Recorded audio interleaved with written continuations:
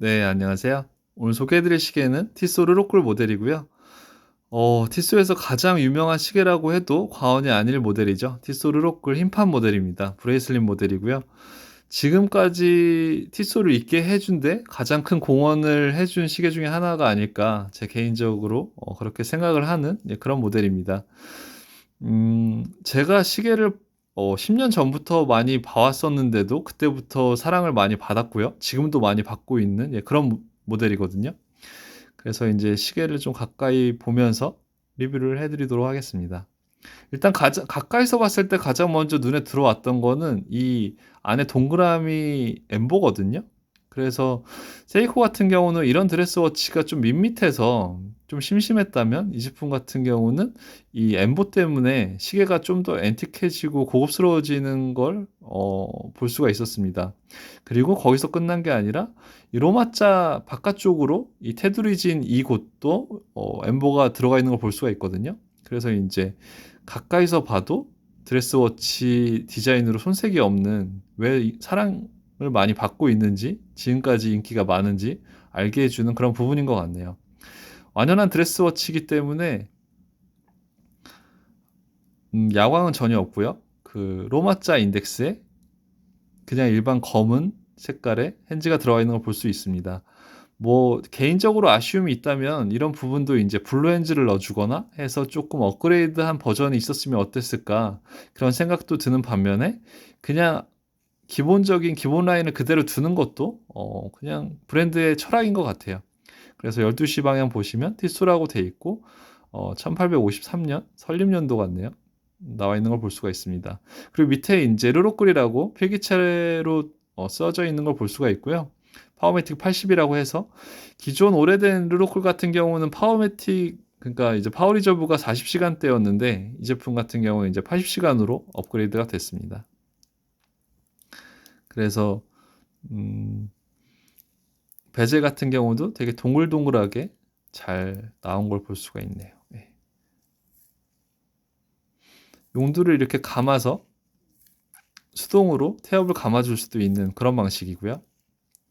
그리고 용도를 한 칸 살짝 빼서 돌리면 날짜가 돌아가는 그런 타입입니다.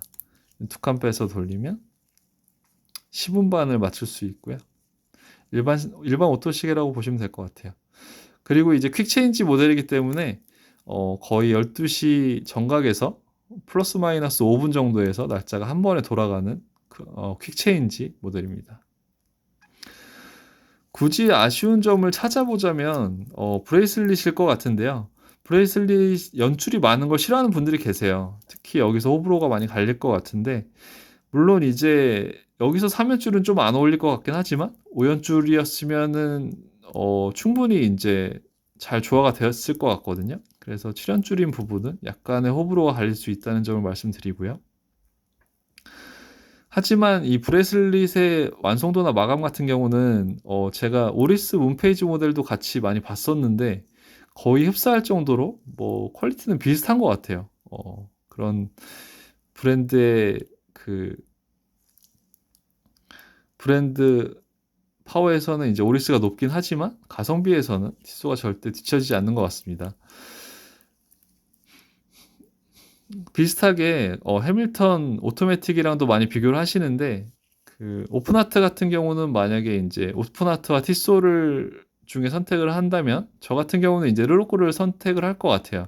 이제 왜냐면 이제 제 나이가 20 대가 아니고 이제 30대 중반이기 때문에 30대 중반 이후부터는 인제 이런 티소 르로끌 모델 같은 경우를 많이 르로끌 모델을 많이 추천을 드리고요. 그리고 인제 해밀턴 오픈하트 같은 경우는 20대 분들께 좀 많이 추천을 해 드립니다.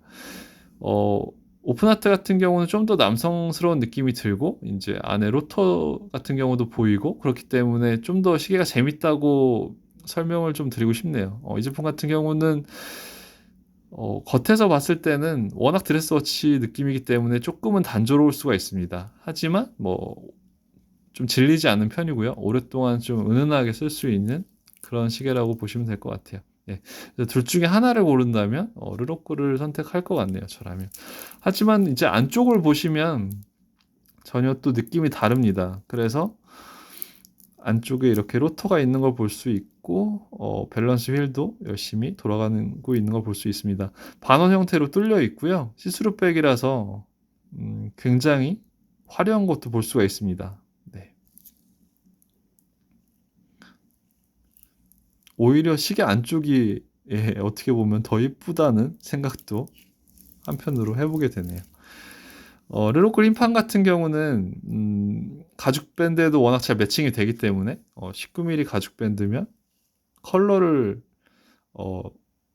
무관하게 컬러와 무관하게 어떤 컬러든 잘 호환이 됩니다. 그게 인제 르로콜의 또 가장 큰 장점 중에 하나겠죠. 그래서 간단한 스펙 소개해 드리자면 39mm이기 때문에 드레스워치로는 아주 이상적인 사이즈고요. 밴드폭은 아까 말씀드렸듯이 19mm고요. 그리고 사파이어 글라스를 써 줬기 때문에 기스에도 자유로울 것 같습니다. 하지만 인제 방수에 굉장히 취약하기 때문에 방수가 아마 제가 알기로 여기 표기는 안 돼 있는데 3기압인 걸로 알고 있거든요. 그래서 인제 완연하게 드레스워치로만 착용을 하셔야 됩니다. 그래서 착용샷을 한번 보여드리도록 하겠습니다. 제 손목이 17.5cm이기 때문에 39mm면 거의 가장 이상적으로 어울리는 느낌일 것 같고요. 저보다 손목이 좀 더 얇으신 분들도 괜찮을 것 같아요. 뭐 조금 두꺼우셔도 괜찮고요. 네. 드레스워치는 저는 인제 39mm나 40mm를 가장 선호하는 편인 것 같아요. 왜냐하면 42mm만 돼도 드레스워치는 베젤이 좁기 때문에 굉장히 커 보이거든요. 그래서 42mm는 스포츠워치는 괜찮지만 드레스워치는 손목이 가는 분들에게는 그렇게 추천드리지는 않는 것 같아요, 저 같은 경우는.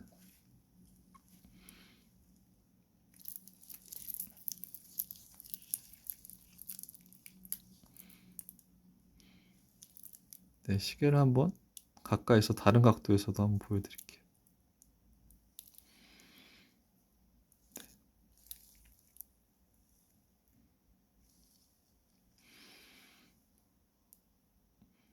네, 이렇게 해서 오늘은 티소 르로콜 모델 흰판 메탈 모델을 리뷰해 드렸고요. 다음번에 또 더 좋은 시계로 찾아뵙도록 하겠습니다. 감사합니다.